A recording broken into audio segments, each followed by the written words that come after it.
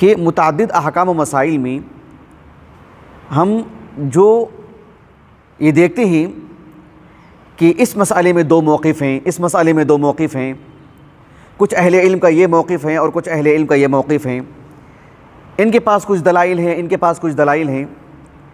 اس سلسلے میں متعدد سوالات کیے جاتے ہیں، پوچھا جاتا ہے کہ قربانی کے 3 دن ہیں کہ 4 دن ہیں، میت کی طرف سے قربانی دی جا سکتی ہے کہ نہیں، صوم عرفہ ہمارے اپنے ملک کے حساب سے رکھنا چاہیے یا عرب کے سعودیہ کے حساب سے، مکے کے حساب سے، حتیٰ کہ جو ایام تشریق میں تکبیر پڑھی جاتی ہے یا ان دنوں میں مطلق اور مقید، اس مسئلے سے متعلق بھی اختلاف، بھینس کی قربانی جائز ہے کہ نہیں، اس سے متعلق اختلاف۔ اگر کوئی عالم کہتے ہیں کہ ہاں دے سکتے ہیں، صوم عرفہ یہاں کے حساب سے ہونا چاہیے، قربانی کے 3 دن ہیں یا 4 دن ہیں، تو یہ کہتے ہیں کہ وہاں وہ عالم تو یہ کہتے ہیں، ان کا تو یہ موقف ہے۔ تو اس سلسلے میں ایک مسلمان کا کیا موقف ہونا چاہیے؟ ایک مسئلے میں 2 قول، اس مسئلے میں 2 قول، کیا ہم اس میں حیران اور پریشان رہیں، یا اس سلسلے میں ہمارے پاس کوئی ضابطہ ہو، کوئی اصول ہو، کوئی معیار ہو، ہم کو کیا کرنا چاہیے اس معاملے میں؟ کیونکہ اللہ کی شریعت ہے اور عبادت میں یقین ہونا چاہیے۔ تو اس سلسلے میں میں یہ نہیں کہوں گا کہ اس میں یہ موقف کیا ہے، اس میں یہ موقف کیا ہے، اس سلسلے میں کچھ رہنما اصول میں آپ کے سامنے رکھوں گا، چند باتیں آپ کے سامنے رکھتا ہوں انشاءاللہ۔ ایک بات یہ کہ اس طرح کے جو اختلافی مسائل ہوتے ہیں احکام میں، مسائل میں، اگر ایک عام مسلمان ہے جسے احکام و مسائل کتابی اعتبار سے سمجھ میں نہیں آتے ہیں، اس مسلمان کو چاہیے کہ کسی معتبر عالم دین جو اس کے محلے میں رہتے ہوں، اس کے شہر میں رہتے ہوں، نامور عالم دین ہوں، علم وسیع ہو، ان کا تجربہ ہو اور ان کی اس معاملے میں شہرت ہو کہ ہاں ایک بڑے عالم ہیں، تو ان کا جو موقف ہوتا ہے، وہ جو آپ سے کہتے ہیں، ان کی تحقیق پر اعتماد کریں اور عمل کریں، اللہ تعالیٰ اجر دیں گے انشاءاللہ، اس کی نیت کے اعتبار سے، اس کے معیار کے اعتبار سے۔ لیکن کوئی ایک طالب علم ہے جو یہ سمجھتا ہے کہ ان کا ایک موقف ہے، ان کی یہ دلائل ہیں، اور ان کا یہ موقف ہے، ان کی یہ دلائل ہیں، تو اس کو چاہیے کہ جو ہے دلائل کا تجزیہ کرنے کی اگر طاقت ہے، صلاحیت ہے، اتنی اہلیت ہے الحمدللہ، تو پھر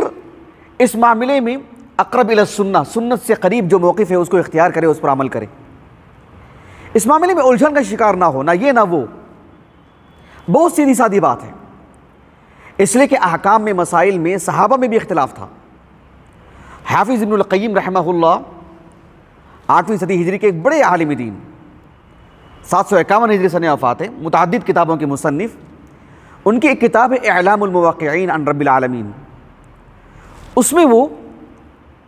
اگر مسلمانوں کے مابین، اہل علم کے مابین کسی معاملے میں اختلاف ہو، کسی طور پر نزاع ہو، تو کتاب و سنت کی طرف رجوع کرنا چاہیے۔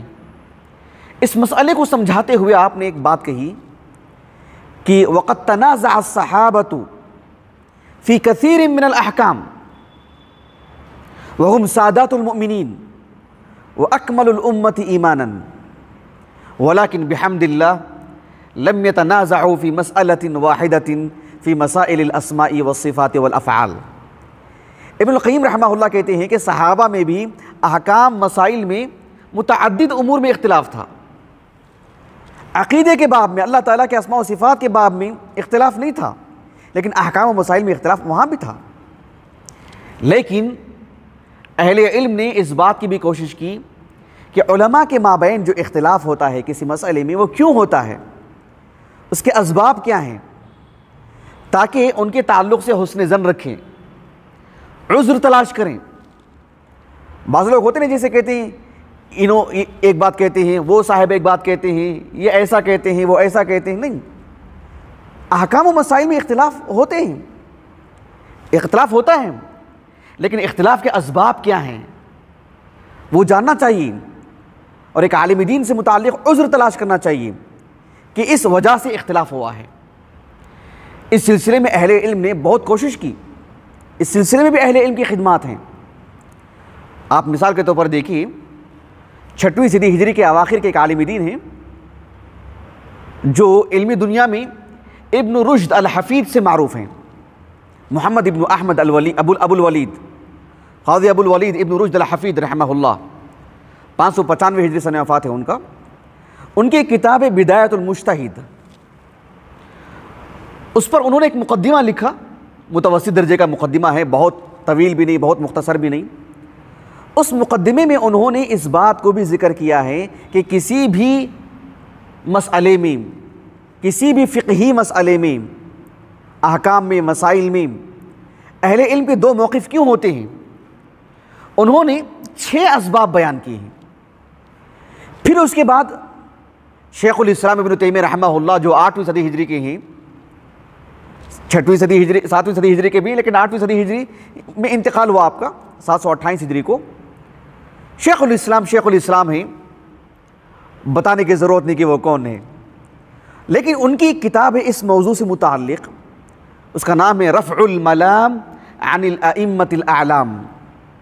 رفع الملام عن الائمة الاعلام۔ جانتے ہیں یہ کتاب کیوں لکھا انہوں نے؟ یہ کتاب انہوں نے اس لیے لکھا تاکہ جو صحابہ، تابعین، فقہاء 7، ائمہ 4، امام اوزاعی، سفیان ابن سعید الثوری، امام سفیان ابن عیینہ،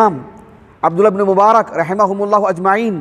پھر بات کی ان جیسے جو اصحاب علم ہیں، جب ہم دیکھتے ہیں کہ کسی شرعی مسئلے میں، احکام میں، مسائل میں 2 موقف ہوتے ہیں، جیسے میں نے کہا نا کہ قربانی کے 3 دن کے 4 دن، صوم عرفہ کب ہے یہاں کے حساب سے کہ وہاں کے حساب سے، تو اس طرح کے جو مسائل ہوتے ہیں میں نے اس مسئلے سے متعلق جوڑ کے بتایا جن ایام سے ہم گزر رہے ہیں، وہ نہ کسی بھی مسئلے سے متعلق، رمضان کا مہینہ آتا ہے پھر وہاں متعدد مسائل شروع ہو جاتے ہیں۔ تو اس سلسلے میں آپ کو اصولی باتیں بتانا چاہ رہا ہوں کہ شیخ الاسلام ابن تیمیہ رحمہ اللہ نے اس کتاب کو لکھا اور یہ سمجھانے کی کوشش کی کہ امت مسلمہ کے علماء سے متعلق حسن ظن رکھا جائے، ان کے تعلق سے عذر تلاش کیا جائے کہ اس وجہ سے انہوں نے یہ موقف اختیار کیا ہوگا۔ شیخ الاسلام ابن تیمیہ رحمہ اللہ نے جو اس کتاب کو لکھا، اب ان کے دور سے لے کر کے ابن تیمیہ کے دور ہی میں اہل علم نے خوب تعریف کی اس کتاب کی، پڑھنے کی تلقین کی، ان کے معاصرین بھی، ان کے تلامذہ بھی، ان کے بعد کے علماء بھی، اس دور کے علماء بھی، شیخ ابن باز رحمہ اللہ وغیرہ نے اس کتاب کو پڑھنے کی تلقین کی۔ اس کتاب میں ابن تیمیہ رحمہ اللہ نے اس بات کو ذکر کیا کہ فقہی مسائل میں جب علماء کا اختلاف ہوتا ہے تو انہیں معذور مانا جائے، ان کے لیے عذر تلاش کریں، اور فقہی مسائل میں اہل علم کے مابین اختلاف ہونا اس سے ان کی شان گھٹتی نہیں، ان کا مقام گرتا نہیں، اس لیے کہ کل حدیثوں کا کسی ایک عالم دین کو علم ہو جائے ایسا نہیں ہے، کوئی حدیث ان کے علم نہیں ہوگی، کوئی حدیث ان کے علم نہیں ہوگی، متعدد چیزیں ہیں۔ شیخ الاسلام ابن تیمیہ رحمہ اللہ کی اس کتاب سے متعلق ایک ماضی قریب کے ایک عالم دین ہیں جو دمشق میں رہتے تھے، دمشقی عالم ہیں، جمال الدین القاسمی رحمہ اللہ، 1914 میں انتقال ہوا ان کا۔ جمال الدین القاسمی رحمہ اللہ، ان کی کتاب ہے الجرح والتعدیل، اس میں انہوں نے لکھا کہ فَإِنَّهُ جَدِيرٌ وَلَوْ كَانَ بِالصِّينِ أَن يُرْحَلَ إِلَيْهِ،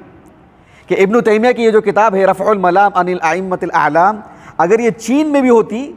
تو وہاں جا کر کے اس کتاب کو پڑھا جائے، لیا جائے، لے کر کے آئیں اس کتاب کو، اتنی قیمت اس کتاب کی، لیکن وہ دمشق میں تھے تو کہا کہ چین میں بھی ہوتی تو، ہم ہندوستان میں ہیں، ہم یہ کہیں گے کہ اگر یہ دمشق اور مصر میں ہوتی تو وہاں جا کر کے اس کتاب کو لانا چاہیے، لیکن یہ کتاب عام ملتی ہے۔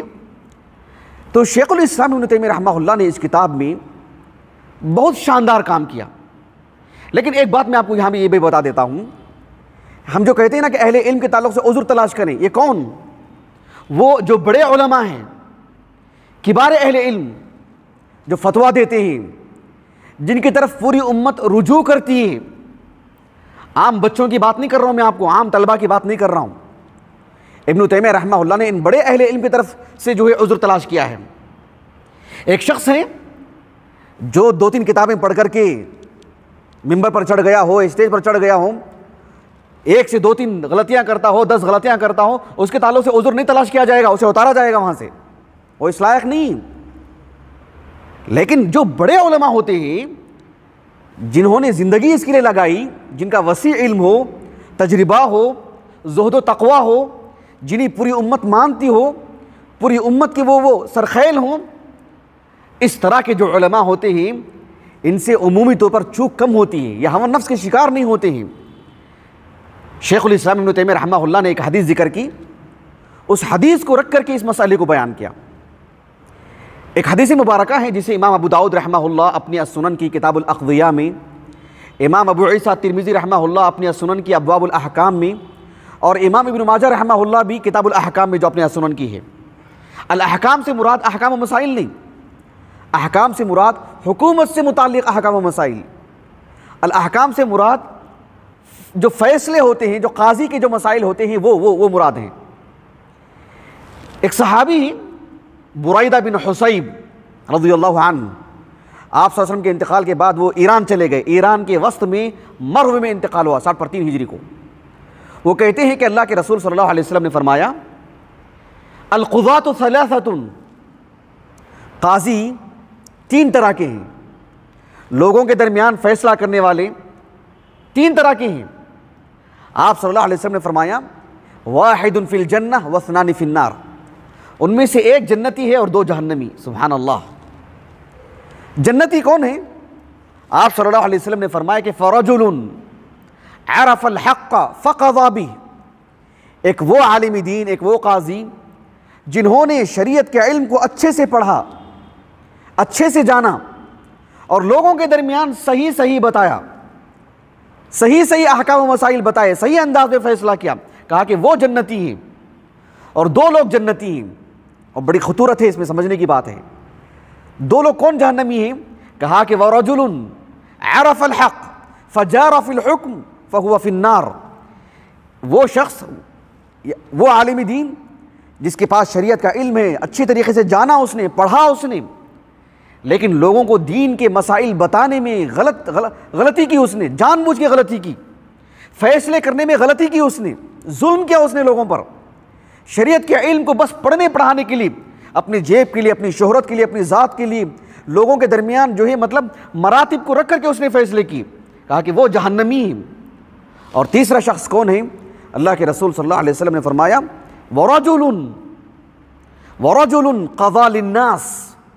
قَضَى لِلنَّاسِ عَلَى جَهْلٍ فَهُوَ فِي النَّارِ، ایک وہ شخص ہے جس سے شریعت کا علم ہی نہیں ہے سرے سے، پھر بھی اندازے سے گفتگو کرتا ہے، پھر بھی اللہ کے حوالے سے بات کرتا ہے، پھر بھی شریعت کا نام لے کے بات کرتا ہے، لوگوں کے درمیان جہالت کی بنیاد پر فیصلے کرتا ہے،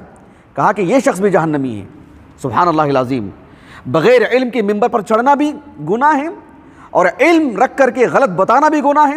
صحیح علم ہو اور صحیح انداز میں بتائیں، اللہ کے رسول نے اسی کے لیے جنت کی بشارت دی ہے۔ سبحان اللہ، اس بات کو سامنے رکھیں۔ تو شیخ الاسلام ابن تیمیہ رحمہ اللہ نے وہ جو پہلا جو گروہ ہیں جو صحیح علم رکھتے ہیں، وسیع علم رکھتے ہیں، زہد و تقوی ان کے اندر ہے، تجربہ ہے، شہرت ہے، علمی دنیا میں ان کا ایک مقام ہے، رتبہ ہے، ایسے علماء سے متعلق ابن تیمیہ نے دفاع کیا ہے۔ عام بچوں سے متعلق نہیں، عام طلبہ سے متعلق نہیں، جو بھی کھڑا ہو جائے بولنے کے لیے سب سے متعلق نہیں، ان جیسی جو اعلام، ان جیسی جو اصحاب علم ہیں، اصحاب الحدیث ہیں، فقہاء ہیں بڑے، ان سے متعلق ابن تیمیہ رحمہ اللہ نے بات کی۔ تو اس دور میں، جس دور میں اور آپ جی رہے ہیں، سوشل میڈیا میں ہم دیکھتے ہیں کہ ہر کوئی ایک پوسٹ ڈالتے رہتا ہے گروپوں میں، فیس بک پر، دیگر جگہوں پر، اس مسئلے سے متعلق ان کا یہ موقف، ان کا یہ موقف، اور ایک عام مسلمان پریشان ہو جاتا ہے۔ اس سلسلے میں میں نے جو آپ کے سامنے بات رکھی ہے کہ اگر وہ عام مسلمان ہیں، اس کے اندر تحقیق کا مادہ نہیں ہے، تو اپنے محلے کے، اپنے شہر کے جو معتبر بڑے علماء جن کے پاس وسیع علم ہو، تجربہ ہو، ایک عمر ہو، زہد و تقوی ہو، لوگوں کے درمیان معروف ہوں، ان سے پوچھیں، یا انہوں نے جو موقف بتائے ہیں ان کی تحقیق پر عمل کریں، اللہ اجر دیں گے اس پر انشاءاللہ۔ لیکن کوئی طالب علم ہے، وہ سمجھتا ہے کہ ان کا یہ موقف ہے، ان کی یہ دلیل ہے، ان کا وہ موقف ہے، ان کی دلیل ہے، ان کا یہ تجزیہ کر سکتا ہے، اتنی صلاحیت اور اہلیت ہے اس میں، تو پھر وہ اقرب الی السنہ، جو سنت کے قریب ہے اس کو لے، اس پر عمل کرے۔ شیخ الاسلام ابن تیمیہ رحمہ اللہ نے اہل علم سے متعلق عذر تلاش کرتے ہوئے اس کتاب میں آپ نے 3 باتیں کہیں، 3 طرح کے عذریں تلاش کی کہ اہل علم جب ایک موقف اختیار کرتے ہیں دینی مسئلے سے متعلق، بہت ممکن ہو کوئی حدیث ہوگی سرے سے ان کے علم ہی میں نہیں ہوگی. عدم اعتقادہ ان النبی صلی اللہ علیہ وسلم قالہ، ایک حدیث تو ہے لیکن سرے سے ان کے علم ہی میں نہیں ہے. کل احادیث، جتنی احادیث ہیں سب کسی ایک عالم دین کے سینے میں ہو، اللہ نے ایسا نظام رکھا ہی نہیں ہے. خود صحابہ میں بھی سب سے زیادہ صحبت اللہ کے رسول کی ابوبکر صدیق کو رہی، لیکن دیکھو ابوبکر صدیق رضی اللہ عنہ کو 100% کل اللہ کے رسول کی حدیثوں کا علم تھا، جبکہ سب سے زیادہ اللہ کے رسول کی صحبت میں رہے. نہ آپ کی شان میں نقص ہے نہ عیب ہے، یہ صرف اللہ کے رسول ہیں جن کو اللہ رب العالمین نے پوری شریعت آپ کے سینے میں رکھی. امت سے متعلق مراتب ہیں، تفاضل ہیں، کوئی بڑے عالم، کوئی متوسط درجے کے، کوئی چھوٹے، لیکن پوری کی پوری حدیثیں انہی کے سینے میں ہیں. یا ایسا کسی نے دعویٰ نہیں کیا، ایسے کسی نے نہیں کہا. اس کی متعدد مثالیں ہیں. کبھی ایسا بھی ہوتا ہے کہ ایک عالم دین ایک حدیث مبارکہ پڑھتے ہیں لیکن اس میں ان کو اس بات کی وضاحت نہیں ہو پاتی ہے کہ اس حدیث میں یہی بات کہی جا رہی ہے، اس حدیث میں جو بات کہی جا رہی ہے وہ یہی معنی ہے، جو لفظ ذکر کیا گیا ہے وہ یہی معنی ہے. کبھی اس کی وضاحت نہیں ہو پاتی ہے. یہ بھی ایک وجہ ہے کہ انہوں نے اس کے بجائے اس موقف کو اختیار کیا ہو سکتا ہے ناسخ اور منسوخ کا، یعنی اس کا علم ہونا چاہیے ایک عالم دین کو، اور ہوتا ہے ایک عالم دین کو، لیکن کسی مسئلے میں، کسی باب میں، کسی ایک جز میں اس سے متعلق اونچ نیچ ہوتی ہے، کسی چیز سے متعلق معلوم نہیں رہتا ہے، یا جو ہے اس کے نسخ ہونے کی اطلاع نہیں رہتی ہے، یا اطلاع رہتی ہے اس حدیث کے صحت و ضعف کا علم نہیں رہتا ہے. متعدد چیزیں ہیں. اس وجہ سے دو موقف ہمیں نظر آتے ہیں. شیخ الاسلام ابن تیمیہ رحمہ اللہ نے علماء کے مابین اختلاف کیوں کر ہوتا ہے 10 اسباب آپ نے بتائے ہیں. یہ یقیناً میں آپ کو اس لیے بتا رہا ہوں تاکہ ہمارے دلوں میں جو بڑے علماء ہیں، جو مفتی حضرات ہیں، جن کے تعلق سے پوری دنیا رجوع کرتی ہے، جیسے شیخ ابن باز، ان جیسے مرتبے کے جو علماء ہیں ہر ملک میں ہوتے ہیں، تو ان جیسے اصحاب علم سے متعلق ہمارا حسن ظن ہونا چاہیے. میں ممبر پر کھڑے ہو کر کے اپنی شخصیت سے متعلق حسن ظن نہیں پیدا کروا رہا ہوں. میں نے کہہ رہا ہوں کہ جو بڑے علماء ہیں جن سے متعلق پوری دنیا کے مسلمان رجوع کرتے ہیں، ان جیسے اصحاب علم سے متعلق ہمارا حسن ظن ہونا چاہیے، عذر تلاش کرنا چاہیے. کبھی ایسا ہوتا ہے کہ سرے سے حدیث ہی نہیں پہنچی ہوتی ان کے پاس، اس حدیث کا سرے سے علم ہی نہیں ہوتا ہے، جب ہو جاتا ہے تو فوراً قبول کر لیتے ہیں. ایک وجہ ہو سکتی ہے انہوں نے یہ موقف اختیار کیا، انہوں نے یہ موقف اختیار کیا. کیوں موقف اختیار کیا؟ جبکہ یہ موقف صحیح ہے، اس لیے کہ اس حدیث کا علم سرے سے تھا ہی نہیں ان کو. ایک وجہ ہو سکتی ہے اسی. ایک وجہ یہ بھی ہو سکتی ہے کہ حدیث تو پہنچی ہو لیکن صحیح سند سے نہیں پہنچی ہوگی، حدیث منقطع ہوگی، مسند اور متصل حدیث نہیں ہوگی. یا ہو سکتا ہے اس میں کوئی ضعیف راوی ہے، اسی اعتبار سے ان تک وہ حدیث پہنچی ہو جسے انہوں نے قبول ہی نہیں کیا ہو. ایسی وجہ ہو سکتی ہے. یہ بھی ایک وجہ ہو سکتی ہے کہ حدیث جو ان کے پاس موجود ہے، اپنے اجتہاد کے طور پر حدیث کے جو اصول اور ضوابط ہوتے ہیں 90 پر 5%، 95%. ایسا نہیں کہ ان کے الگ اصول، وہ محدث کے الگ اصول، وہ محدث کے الگ اصول. ایسا ہے کیا؟ ایسا تو نہیں ہے. اصول تو ایک ہی، لیکن 95% محدثین کا جو حکم ہوتا ہے لگ بھگ ایک ہی ہوتا ہے.